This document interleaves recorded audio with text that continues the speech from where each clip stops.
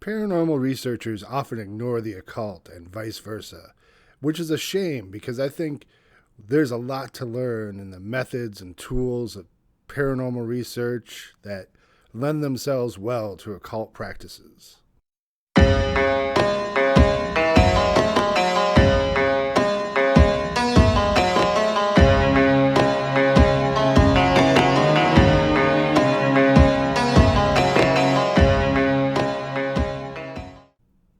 Hey folks, I'm James, aka Thresciornis, and today we're going to talk about a subject near and dear to my heart. I know that plenty of people have already made links between paranormal research and the occult, but this is something that I've really worked into my practices now with a high degree of success. And I think that paranormal researchers and occultists share a lot of common characteristics. They both approach things with an open mind. They both are asking a lot of the same questions, like, what happens after we die? Can consciousness affect the physical world? So these links started getting noticed when paranormal researchers were looking into ancient spirit contact. And here I'm talking about visions of angels and fairies and demons, and how many similarities there were between that and modern UFO sightings and cryptid sightings. And probably my favorite example of this is what's called the miracle at Fatima, or the miracle of the sun. Now, 3 young children in Portugal started having visions of the Virgin Mary, and this started becoming well known. It was written about in the newspapers. And the children claimed that on October 13th, 1917, Mary would give proof of their visions and how to end World War I. So some 30,000 people gathered in Fatima, and the vast majority of them claimed to see the sun start to move around in the sky, not unlike a UFO sighting. Now, we're not talking about ancient aliens here. Okay, we kind of are, but it's more nuanced. You know, I don't think anyone who's serious in the subject matter is throwing around theories about alien races in a battle for mankind. But if you accept that spirit contact is real, then it obviously had some kind of effect on our history. So it's interesting to see how these sightings, these movements, have affected our culture and our religions throughout the ages. So if you're interested in examples of the links between paranormal phenomena and ancient spirit contact, a good place to start would be the works of John Keel. And Keel's most famous for his book, The Mothman Prophecies.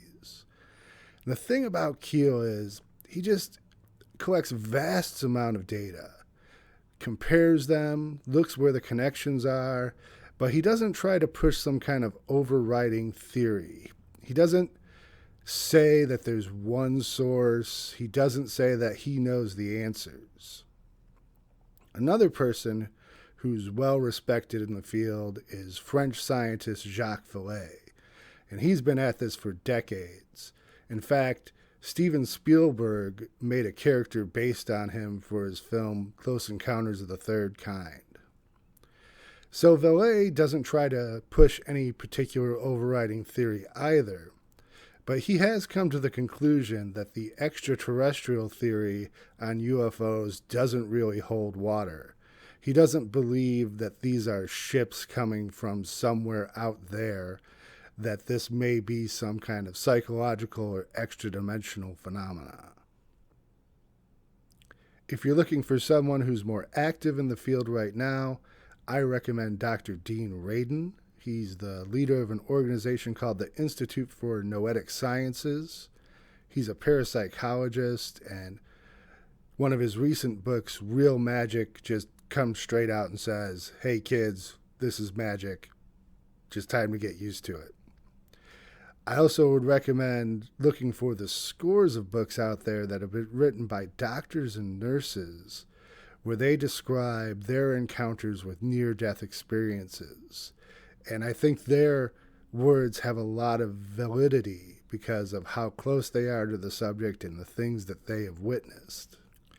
Now, on the popular end of paranormal research, I think there was a huge explosion in interest in 2004 when Sci-Fi released the series Ghost Hunters. I admit I watched it religiously, and they got some pretty interesting footage from time to time. They kind of played up being professionals. I'm not exactly sure how professional it really was, but it was an interesting show to watch nonetheless. Now, of course, it inspired a lot of clones, a lot of paranormal shows that are mostly awful. They play up the shock value, and it doesn't help that a lot of them are just bad television, just designed for commercial TV with a lot of repetitiveness, for people who only came in after the commercial break. So they can be hard to watch. One show that I absolutely can recommend is a show called Hellier. Now, Hellier, for me, is kind of like Emergent Magic, the television show. And warning, there may be a few spoilers in here. I love Hellier because it's about a group of friends who get together based on their interest in this sighting of goblins in Kentucky. And they end up developing their own paradigm around it, and in the end, doing occult rituals based on it. It's really a great show. Some people complain that it's slow because a lot of it is them sitting around and talking and theorizing about it. I happen to love that kind of thing. I think the cinematography is incredible. It's well put together, and it's not made for commercial television. So you can get Hellier free on YouTube, watch the entire 2 seasons, and I definitely recommend getting to the 2nd season. And the end of that, Thelema gets involved, Crowley gets involved, Pan gets involved. It's a wild ride, and I definitely recommend that. It was when I was watching Hellier that I really started to notice their methodology. We occultists, we like to journal things, record our work and our experiences, but these people were recording everything. And I think that could be helpful for occultists. Not only just recording rituals and having that as a way to see how you're performing them and the differences from time to time, but also looking for physical phenomena. And I know a lot of occultists aren't expecting physical phenomena when they do rituals, but if it's something that occurs, wouldn't that be something you want to record? So, bring a microphone, bring a camera into your workspace, and when you do rituals, and record everything. That's something that I've started doing so I can go back and listen. And speaking of that, they have such great tools for spirit communication. Ways to detect if there's some kind of disturbance in the environment through temperature or electromagnetic field. Probably my favorite tool now, hands down, is the Spirit Box.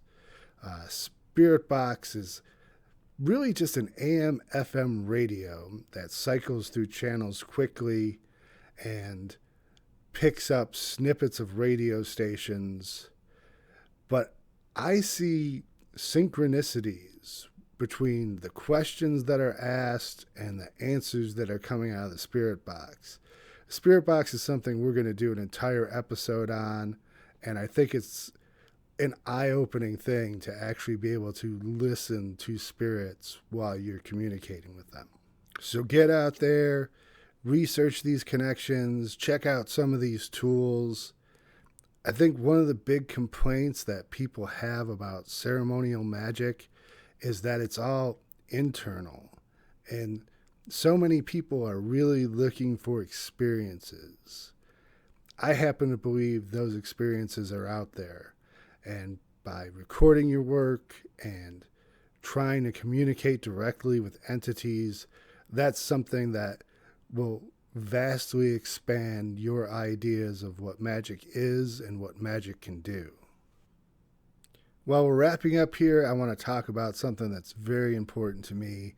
It's a project that I've been working on for quite a while with my friend Vavin Lanchin. Now, Vavin is a musician, a graphic designer, a magician, and poet. He attends festivals regularly, and I'm very proud to announce that Scroll of Thoth Press has just released his newest book of poetry, Highway to Apocalypse, Book 1, Through the Veil. And the poetry in this book, what moves me is that it's, the perspective of someone living in a post-industrial America and its collapse, and how that's seen through the perspective of someone who's deeply involved in the magical community, has a thelemic perspective, and is really seeing things on a spiritual level. So I highly recommend his book. You can get it on Amazon. There's going to be a link below. Really check out all of his work. I'll have a link to his website. Maybe pick up the rest of his poetry. And of course, there's going to be a book 2 coming pretty soon. And also to remind you of our Ko-Fi fundraising for Egypt. As always, hit that like and subscribe. And we'll see you next time. Thanks for watching. Oh